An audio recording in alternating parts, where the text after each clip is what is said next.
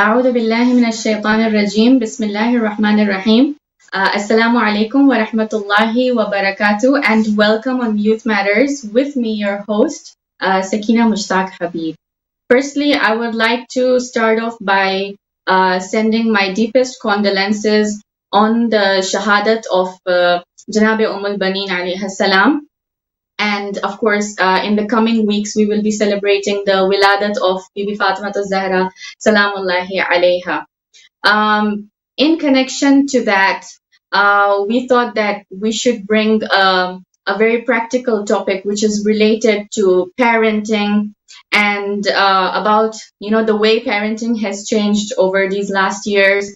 And all parents, they go through these challenges and ups and downs in their lives of how to bring up children. And to be honest, sometimes we don't even know if we're doing the right thing or not. And especially because of the COVID-19 situation being in the picture, there has been a lot of change in the way we have to mentor and discipline our children.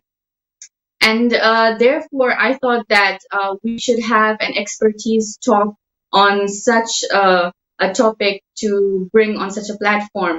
So carry on with this really interesting discussion. I'm so honored and humbled to be joined by an expertise in her field, Sister Sabira Kanji, who is joining me from Tehran, Iran. And I would like to briefly introduce her. She is a clinical psychologist and a systemic therapist. She was born in Tanzania and brought up in Pakistan, where she completed her master's in clinical psychology. She then lived in London, where she achieved her second master's degree in family and systemic therapy from King's College. And she currently lives in Tehran, Iran, and she's a mother to a 9.5-year-old son. And must I mention that she's been living in Tehran for the past 14 years, where she has been providing online therapy sessions for the past 6 years and accumulating clientele from all over the world through her Instagram, Heal and Rise with Sabira. And not only that, but she has a goal, and that is to raise awareness for mental health.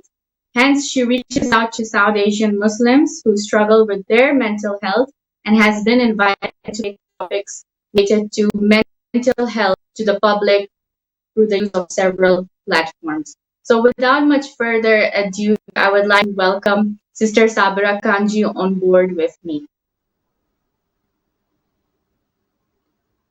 Assalamu alaikum wa rahmatullahi wa barakatuh, and welcome, Sabira. Wa alaikum salam, Sister Sakina. Thank you very much for providing me this opportunity. I'm really honored. And salam alaikum to all my viewers. Thank you. I'm so honored and so humbled to have you on my program. Thank you so much for agreeing to be a part of this discussion. You know that I already gave the introduction about how parents are facing challenges in their everyday lives in raising children. And we'll be looking into a lot of various aspects. So before we start about the various parenting challenges parents are facing these days, could you explain the main parenting styles that are practiced generally? Yeah, thank you, Sister Sakina. I would just like to clear one thing before I go on.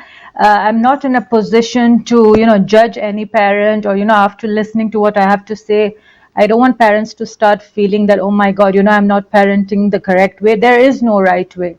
There is nothing like right parenting, or, we are all learning as parents. Even I'm a parent, although, we'll be discussing a lot of things, but I don't want people to start blaming themselves or even their parents that, oh my God, we are like this because we were parented in a particular way. We just have to be very careful when we are discussing such topics, because, sometimes after listening to such lectures, we can't help it and we start feeling guilty about the things that we have been doing, or start blaming our parents. That is something that I really want to clarify. Coming to parenting styles, there are many categories, but generally parenting styles are divided into 4.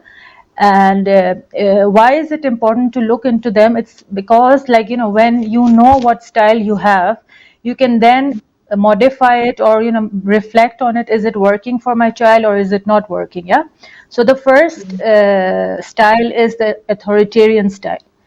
Now, this is the style which was, very much prevalent and is still prevalent in many cultures till now. But it's usually something we relate to, let's say, to the traditional way of parenting, where parents were the authority, and whatever they said, children were just there to Yes. follow without Yeah. any ifs and buts. Yeah.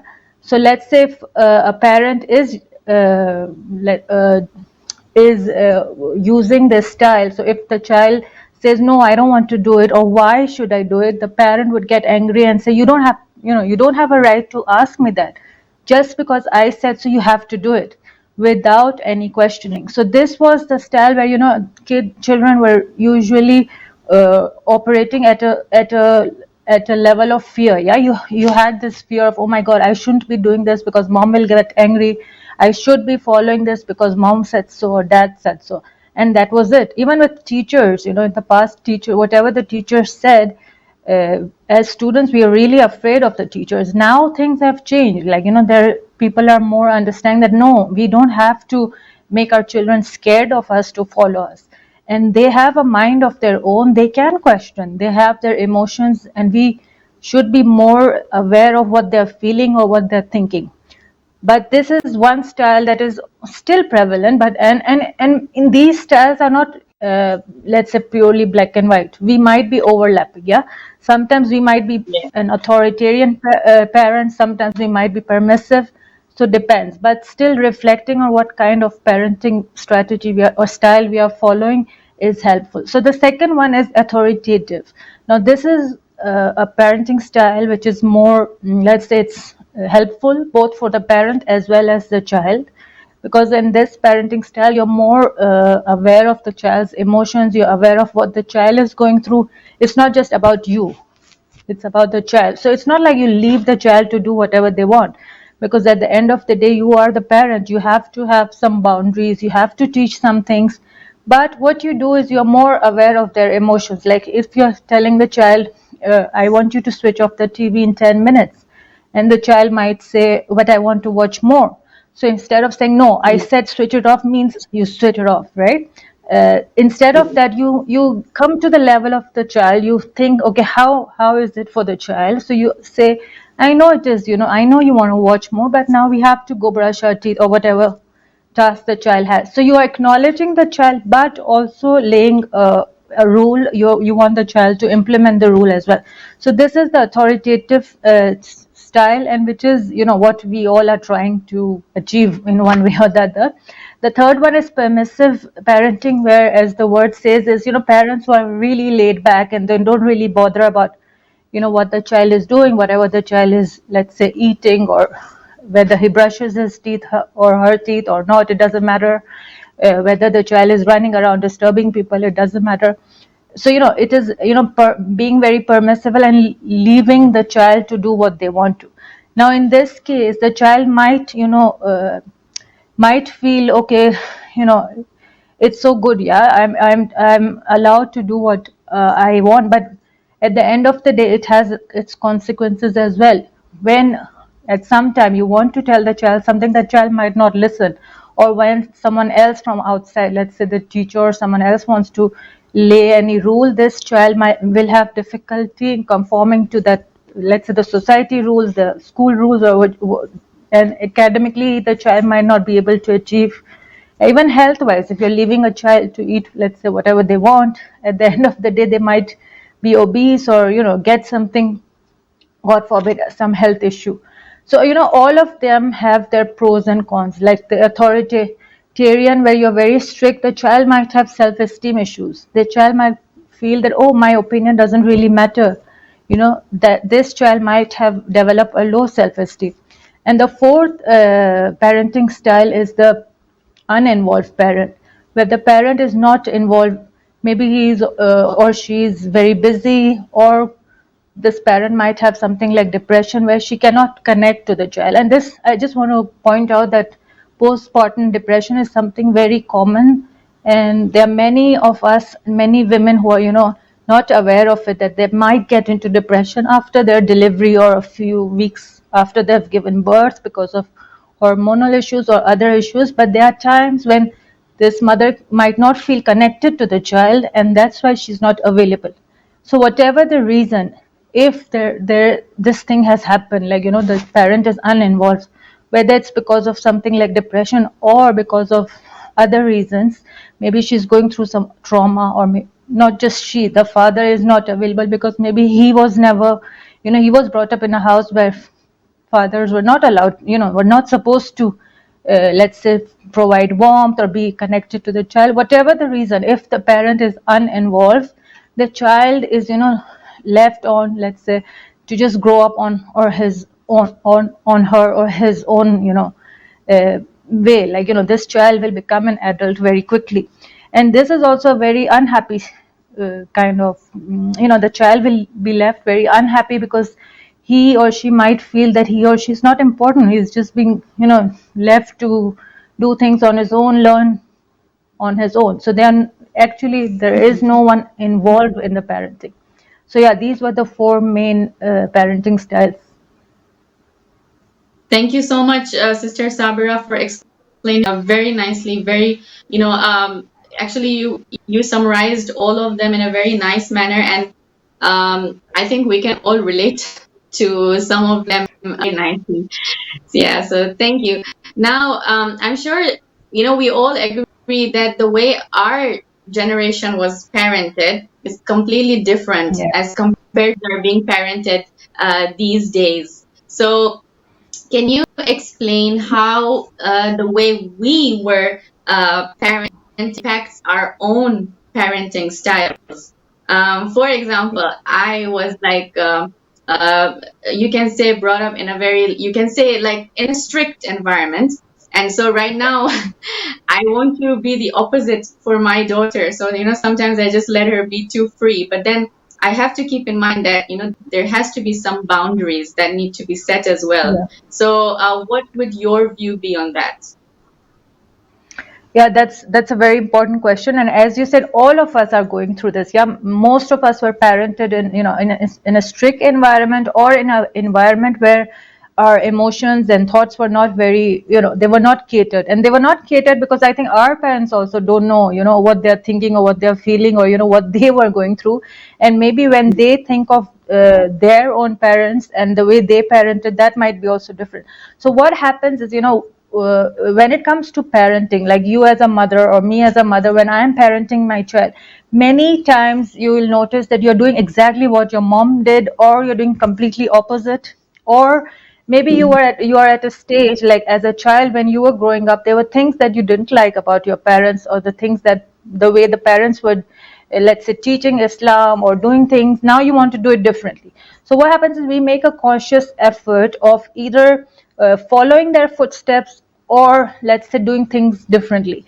And when it comes to parenting, it's not just parents, or it's not 100% just the parents will affect this process, the way they will be brought up. It's the society, the environment, the culture, your ethnic background, your social background, your husband's, the way he was parented. So the many factors which contribute to what we are today. No doubt that the first few years of our lives are important, and whatever our parents did is important. Yeah, there's no doubt that, it's but that doesn't mean that you can't change it. Like, for instance, if anyone was abused as a child, and that trauma is still there with this, whether it's the mother or the father, and that will impact the, the way he or she parents.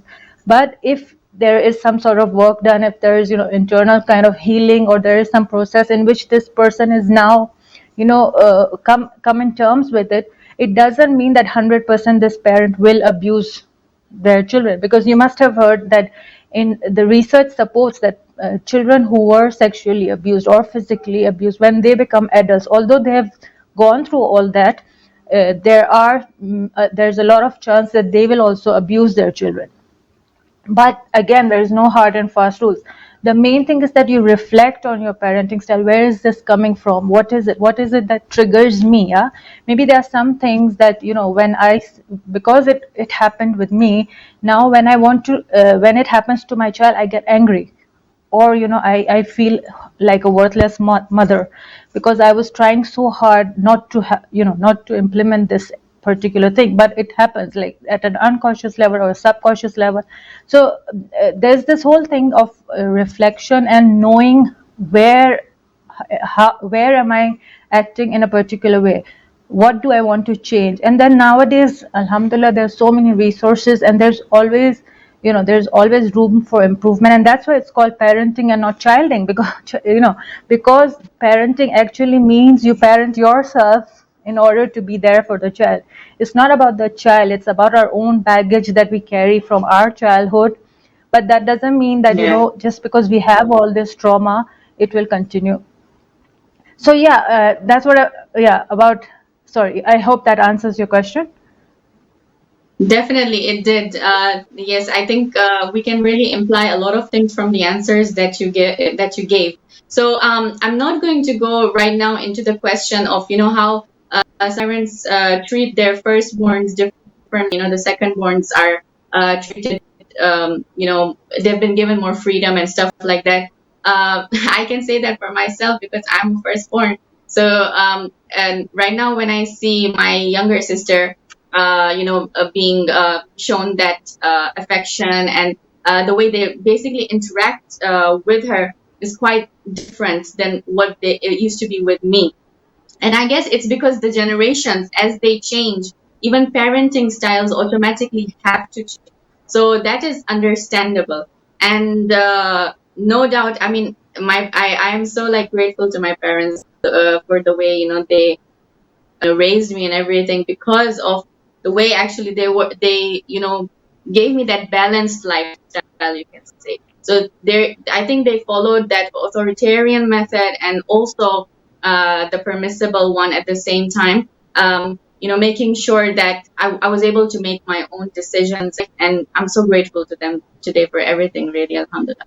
But now the question is, sometimes, mothers and fathers may have different views about child should be parented.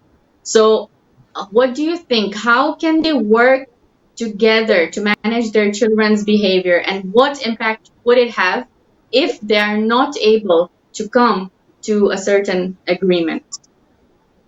Yeah, that's a very important question, because no matter how similar you are, maybe you're from the same family background, you're from the same culture, you're from the, more or less same family, you had the same family values, but still, as individuals differ, even parenting styles might differ, your beliefs are different.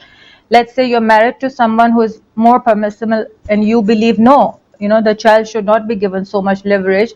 There is no doubt that there will be differences. Yeah, I don't think there's any couple who'll agree on everything.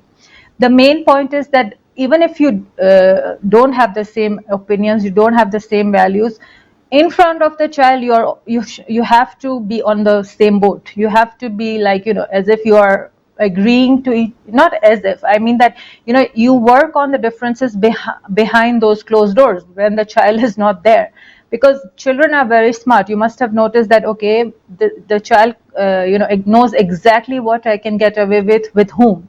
Let's say if he or she has a parent who is permissible, let's say with the television, mommy please, and it's usually the mother, I think, so mommy please, or daddy please, and the other partner at that time is helpless. They can't have a fight in front of the child, and some parents do, and that again is very negative, because the child learns, okay, this is cool, yeah, that mom and dad don't agree, so now the child knows exactly what to do.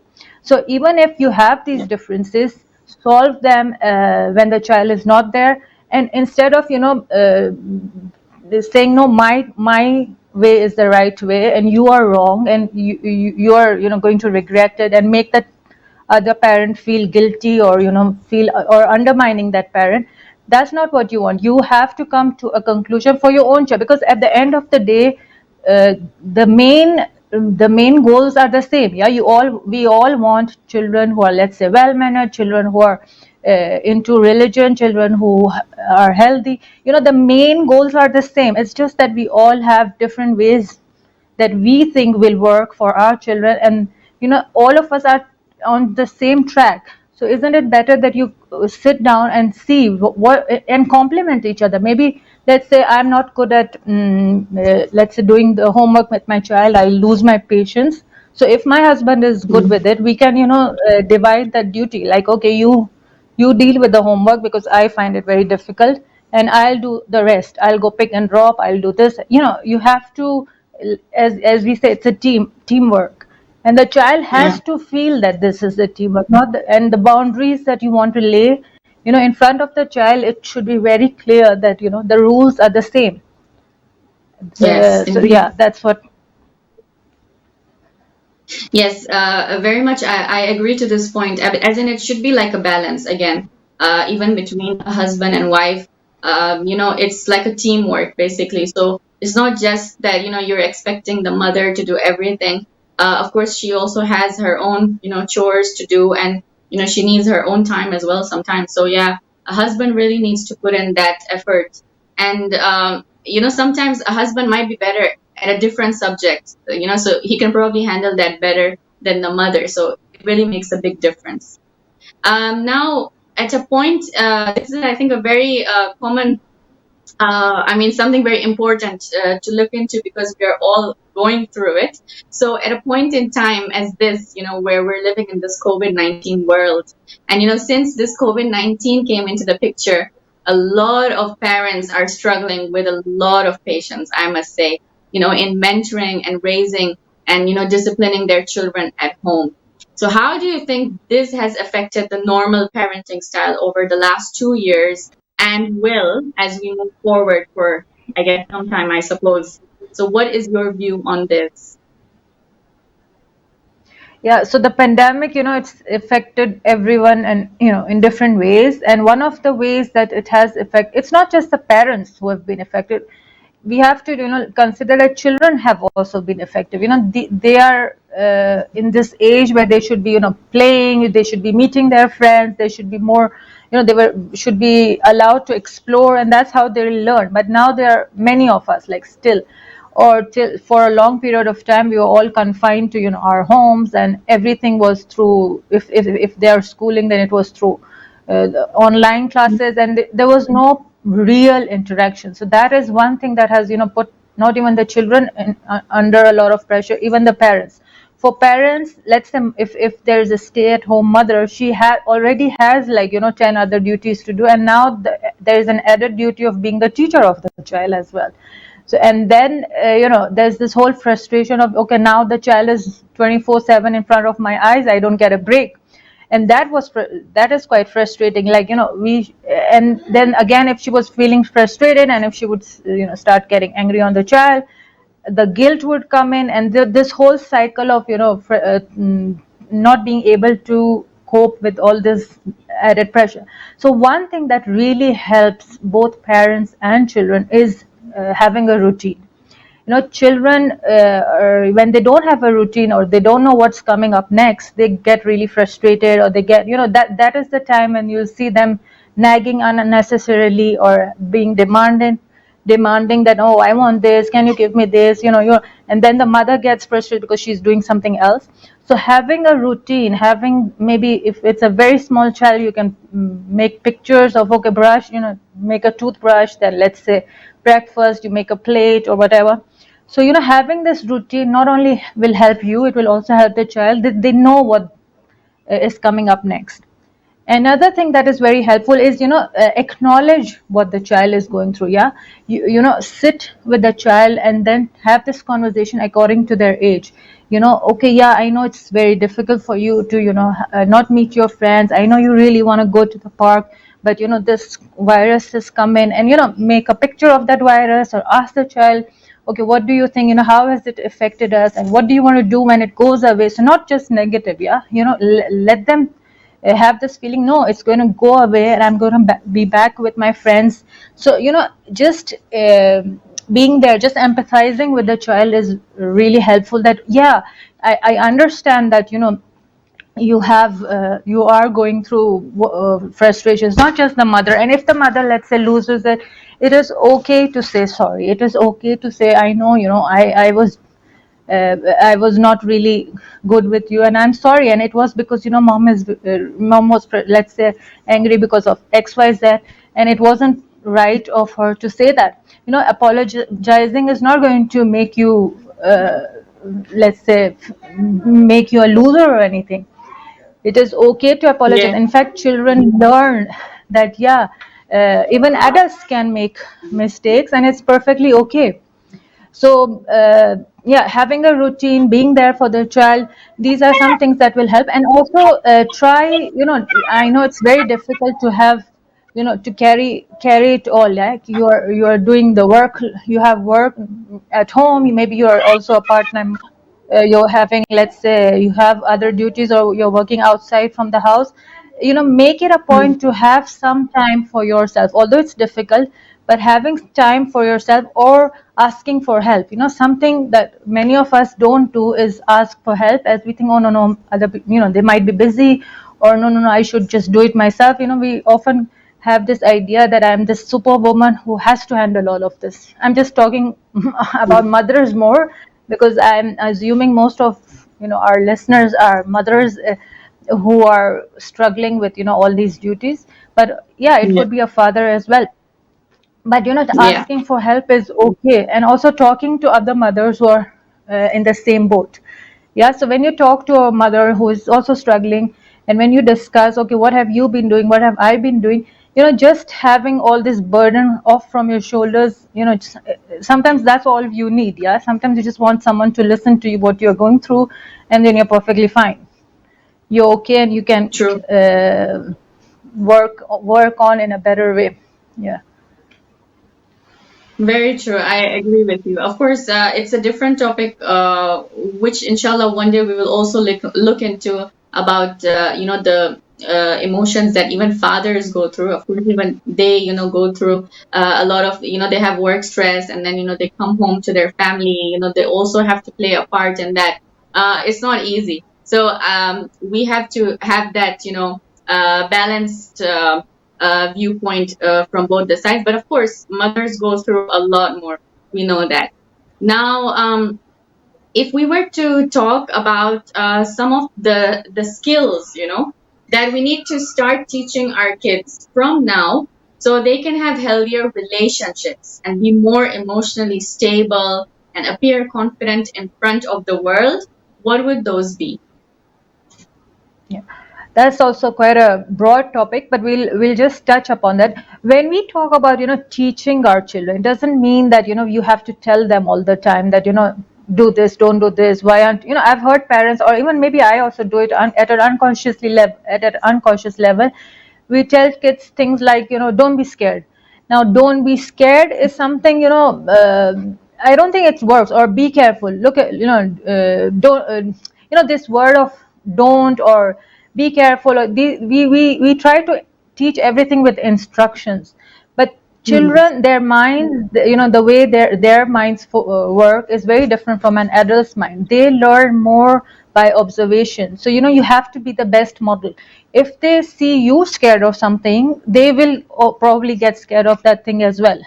Or if you are Hmm. correcting them too much, yeah, if you keep on telling them don't do this, don't do this, so you're trying to protect the child from, let's say, XYZ, but on the other hand, you are actually creating that fear. Yeah. So the True. main thing is, our responsibility as a parent is not to teach them all the time. Because if you look deeply into the way most of us at least interact with our children, there is a lot of don't do this, do this, you shouldn't be doing this, you should be doing that. Now what happens is, the child then starts getting annoyed, gets frustrated, that everything is about rules and regulations of what I have to do and what I don't have to do, and then they kind of stop listening to you. So if you want to implement something, the first thing is that be there for the child emotionally. And this is something that I can't emphasize more on. And even for us, like, because our emotions were not really catered, our opinion was maybe not really acknowledged. What do you want, beta? Or what how are you feeling about this? Are you ready for this? Do you want to, this wasn't what was given on to us, at least. So now we don't know about our own emotions. Now our Hmm. like parents, you must have seen us as adults, we are not very much in touch with our emotions, unless there are times when we don't know what we are feeling, unless the emotion grows so big. Like, let's say anger, yeah, we don't recognize it initially, and then it becomes out of control, and then we recognize, oh, I'm angry, like, because we haven't learned to regulate our emotions, and that is something that we want our children to obviously be more good at. And one way of doing it is, to ask them, yeah, to ask them, or at least frame it, like, when you think they're angry, tell them, like, I think you're feeling angry. So now the child learns, okay, when I'm let's say throwing things, that's when I'm angry. Or by showing them their different emotions through games, through pictures, so they are more aware of their emotions. Why is this important? Because as they grow, as they become more aware of their emotions, they'll learn how to regulate it. Okay, you're angry, but throwing your toys is not very helpful. Let's think of other ways that you could take out your anger, and then you can teach them other healthier ways of regulating their emotion. This is one of the skill that I think is really important. When you start teaching your children how to first of all, name their emotions, validate their emotions, it becomes a very smoother journey for everything. Because most of our conflicts with our children are about us not wanting them to do things, and them wanting it, yeah. Whether it's bedtime, they don't want to sleep. It's brush time, they don't want to brush. Or let's say there's screen time is finished, they don't want to switch off the TV. Then you will see that the child will not only understand the way they are feeling, but they'll say, yeah, actually, just because they feel that their parent is being understanding, they won't, let's say they will definitely not go against you the way they would when you don't understand them, yeah. And they won't feel that frustrated. And obviously giving them that choices, yeah, it's not about, as we said, being authoritarian is not very beneficial. So when you want the child to, let's say, do something, give them choices, tell them, okay, give them choices that both of them are on your side, actually, and they're both you're okay with both of them. And then if they choose one, you're okay with it, so they will feel that, okay, their opinion was validated, their emotions were validated, and that will mold them into a very different kind of personality. And other skills, there Indeed. are many skills, yeah, depending upon the age. Yeah, sorry, you were saying something. No, I was just adding to the same point that, it really helps to build up their personality, which is something very important. One needs to have that strong personality. So, yeah, just adding to that. Yeah, and there are many skills that I think children need to learn, like self-help skills, social skills, and that all comes through modeling. Even like, if as a mother you think you're not very good at them, that is okay. Just when you feel the let's say the child is being actually, what, when it comes to social skills, I've also seen many parents pushing their children, okay, you've learned this surah, now say it in front of khala, say it in front of your uncle, aunt. Yeah, that's because we take pride in our children's achievement, but that child might not be ready, yeah. So just at that time, for instance, you can say, oh, if you feel like, give them choices. Sometimes it must be, just place yourself in front of the, in their shoes. Like, if we were told to go and say this to this auntie, or go and just do it, come on, you can do it, we wouldn't be feeling, we won't have a good feeling, like, we'll feel, okay, I know the surah, but I'm not in a mood, or I really don't feel like saying it at this point, Or maybe you're so shy or something like that. Yeah. It yeah, happens. so yeah, it happens, and we don't realize. We say, hey, don't be shy, don't be shy, there's nothing to be shy of, but you're actually making that child shy. This child doesn't know what shyness is. We are not born shy. We are not born inconfident. In fact, God has made us confident, but because parents push or don't understand what we are going through at that moment, that is when we start becoming shy, and our confidence level drops. So these are very small things that we don't realize, but they because none of us want our children not to be confident. Yeah. And when we want them to say a surah or a poem that they have learned, we want them to be confident, but by saying that don't be shy, okay, come on, you can do it. I know it's encouraging, yeah, but sometimes you have to say, just tell the child, you have memorized that surah, and Khala would really like to listen to it. Give that little bit of space, or that love, that okay, it's okay if you don't, but if you want to, we'll be happy. Because at the end of the day, you don't want to you know instead of raising that confidence, you don't want to kind of block it, or make it lower. I understand. Yes, very much agreed. And in such situations, what even happens is that if the poor child doesn't manage to, read out that poem or something, then, the parents get really upset at the child, and, they are disappointed. And, there's a lot of things that happen once you go back home. And, that's where the confidence of the child really breaks. And the parents probably don't even realize it. Of course, they're not doing it intentionally, but that's what actually a child goes through. The next time And that even child won't even, sorry, yeah. as in the next time that child wouldn't even have that little confidence to ever recite a poem or something like that in front of anybody. Yeah, and one of the things that's special in our society is that, as parents, we think, we don't think, but I think it's quite true that we have this lens on us that everyone is judging our parenting skills. Yeah. So if the child, let's say, doesn't recite a parent, the thing that comes in our head is, oh, now this person will think that, oh, this mother is not even taught her child, let's say, a poem or a surah, or how is she parenting. And because we have this fear of being judged, we don't realize that we are actually, because we are frustrated. Oh, you didn't when the child doesn't recite, or the child, you must have heard many parents who say, oh, my child is so good at home, but outside is out of control. And this is how they kind of feel that, okay, because they have this fear that I'm being judged, and these people might be thinking that this is the way I am, and this people might be thinking I don't discipline my child, or I'm a failure. And then this whole cycle of you feel worthless as a parent, and then you kind of project your feelings on the child, and you start scolding the child, although the child is not at fault. The child does not hold the responsibility of making you feel proud, or making you feel good about yourself. The child shouldn't be someone who you want to raise your prideness, or you want to feel good about yourself. Your emotions are to do with you. The child's emotions are to do with himself or herself.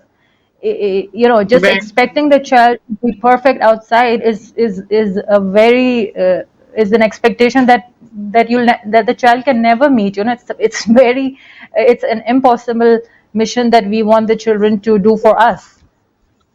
very well said. I really support you on this, and I absolutely agree to this point. There are a lot of parents out there who really compare their children, with other kids, and I think that's absolutely ridiculous. As a parent, I don't do that, and I don't even support those parents who do it. Every child is unique in their own way, and these are angels. They don't know anything. They're just soaking information from whatever they're observing. So we need to give them that love, and that sympathy, and that affection. Yeah. So this is a very important point that you highlighted, Sister Sabira. And the fact that, as you said, they're innocent, they don't understand. So we shouldn't treat them like, they're some sort of trophies for us. And, that we need to show them off around, and, all of that, just because if they're not performing, or if they're not up to that par or standard, and then people probably start degrading them, and as parents you start degrading them because you're comparing them with someone else. That's completely wrong. I think we shouldn't, go into that. Thank you. That's a very important topic. No, Let's just take our. Sorry, do you want to add something? no, no, no, no. Okay. So we've come down to our last question in our episode, and then we'll be wrapping up the show, inshallah. Now I want to talk about parents' mental health here, especially moms who need to keep their cool 24/7, so that their kids are like, as it is expected that mothers should keep their kids well fed, well dressed, well slept, and all that. And she needs to always make sure that the kids are satisfied and content. But how can she help herself in taking a break at times? Is it necessary? And how necessary is that? That's a very important topic, especially now, as you said, with the COVID and all. Mental health has become so important, especially mother's mental health. And why that is because if the mother is not mentally stable, or is emotionally exhausted, or is going through a hard time, this mother will 100% not be able to be there for the child. And we might think, okay, no, my mental health is to do with me, and I'm there for my child, and I make sure my child is fed, or all the things done. But somewhere or the other, the child can sense it. If you are unhappy, the child also, it's kind of it spreads. It's somehow, when you are unhappy, the child is also unhappy. When you are happy, a happy mom can only have happy children. And it's not just a saying. You must have noticed that when you are, let's say, relaxed, or you have little, you don't have too much to worry about, or you're not frustrated, the child will automatically get into the loop, and the child is also playing around and is okay. But when you are frustrated, the child can actually sense it, and the child also starts getting, on that day, makes sure that not make sure, that sounds more like as if the child is doing it on purpose. What I mean is that you will see in the child's behavior that the child is also kind of feeling frustrated that day, is whining, is complaining, is being more perseverance, that no, I want it and I want it, and then mother loses it, and it's gone. Yeah, Most important thing, it's what gone. I feel is, again, as I talked about emotions, the mother has to be very much in touch with her own emotions. How does she feel about certain things? Like, what are her triggers? Like, let's say simple things like, if I don't get my morning cup of chai, I know that day, till I don't have the chai, I'm quite, you would rather not come in front of me, because Yeah, I we're need not that chai energized tea. enough to deal with all of the Yeah, so things that are going to be I emerging. have to I have to know what makes me kind of what makes my mood, let's say, angry or frustrated, so, or what makes me happy and relaxed. And I should Yeah, be doing more of the things that make me relax. Doesn't mean that I'm going on, let's say, for a facial or a manicure, or a spa, or every day because I need it. No, small things, these small moments, let's say 10 minutes, 15 minutes, give that time for yourself, whether it's reading a book, whether it's doing some breathing exercises, whatever makes you feel happy. In 24 hours, okay, you have this huge responsibility, but you have to take out these few minutes for yourself, so that you are there for your children and your husband, and it's not being selfish. Unfortunately, many of us, because we saw our moms on the go all the time, we sometimes feel guilty that, oh, if I take time, I would rather, let's say, do the laundry than, let's say, read a book. Reading a book is, or relaxing, or that's not serving me. In fact, it serves you more rather than doing the laundry. The laundry can wait. Yeah, so prioritize, take that me time, that 10-15 minutes for yourself, or even if it's you need more, that's fine. And the child will also observe, okay, my mom is important, her me time is important, so you can tell the child that it's okay, and right now mom needs this time for herself. So you're teaching the child that you are okay, you need that time, and in future that child will also not feel guilty giving importance, or giving some time to them. So especially, there's a lot of, us as mothers, we are not only teaching children about, let's say, what a woman has to do, or what, a mother has to, this gender thing, yeah, like, this whole thing about, especially in the traditional parenting styles, the mother was kind of, made to feel bad if she took time for herself. She was made to feel guilty for doing certain things. Now these things are changing, and if a mother is taking out me time, if she has a daughter, she'll also learn that, okay, I'm important, yeah, I'm not garbage, or I'm Yeah. not someone who is like a, let's say, a robot doing things. And this whole mom guilt and all, yeah, when we take out time for ourselves, we feel guilty, and we feel that, oh, I've taken time out for myself, I could have sat down and read with my child. And also this whole social media thing, it comes out as if these mothers are 24/7 doing things with their children, these beautiful projects and these colorings and this painting and this painting and that. And it's not that. This is just 2 minutes of their lives, yeah. And if you talk to them, or if you know them personally, you will know they have their own struggles. No one is perfect. And because we keep comparing and thinking, oh, my friend does so much, oh, my friend makes, let's say, fresh, let's say, cake. She doesn't buy cake from outside, she makes it at home so that her kids, and then you start doing it just because you feel the child should be eating healthy. And the next time, and then you fail, or you are not good at it, so you have to know your own potential. You have to know what prioritize the needs. You cannot do everything perfectly, yeah. There is nothing called perfectionism, as I said. So, to cut it short, yeah, me time is very important, and we have to give ourselves me time, because if our cup is not full, we cannot, provide anything. You can't give someone with an empty cup. Is that what they say? Yeah. If you have to fill Yeah. your cup to fill other people's cups, yeah. So that's something that we all have to remember, especially in this pandemic. You have to take breaks, otherwise, unfortunately, it becomes too much, and you might go through burnout, and then it gets out of control. Yes, thank you so much, Sister Sabra. I think you've really shared very relatable and very practical points in today's episode, and I think every parent out there can 100% relate with the points that you mentioned. We really need to keep our mental health in line as well. It's very necessary, because that's how we can give enough time to our children, quality time to our children. If Yep. we are not relaxed ourselves, then we can't give them that quality time that they deserve. So yeah, it's very true.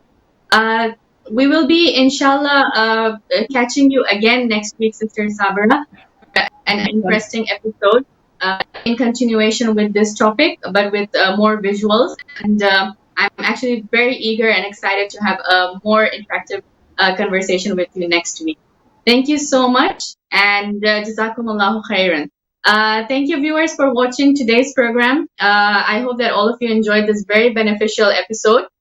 So please do catch us again on next week with Sister Sabira Kanji. We will be looking into another aspects of parenting with visuals and a lot more. So inshallah, stay tuned with me on Youth Matters, same time. Thank you so much. Wassalamu alaikum wa rahmatullahi wa barakatuh.